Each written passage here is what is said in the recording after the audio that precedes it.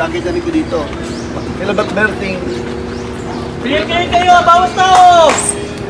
Ben, puro na ganyan na, nakaganyan na ngayon. Ito kami ngayon. Pag gano'n ni David,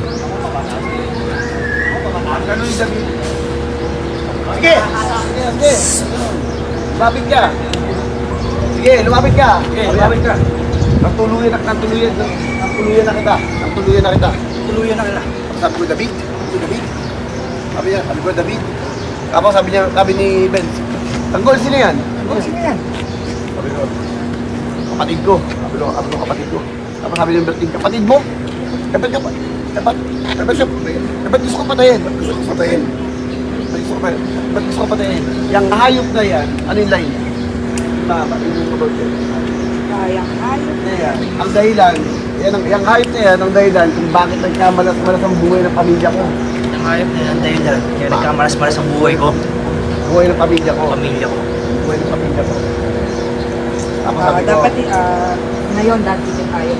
tapos sabi ko, anong dito to?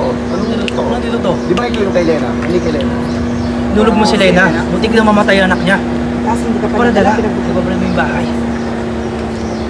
Pwede kaya, pwede pa rin yung bahay. Gusto mo patayin si tatay. Gusto mo ba patayin si tatay? Tapos sabi ko, hindi ko ginawa yun. At hindi ko magagawa yun sa pamilya natin.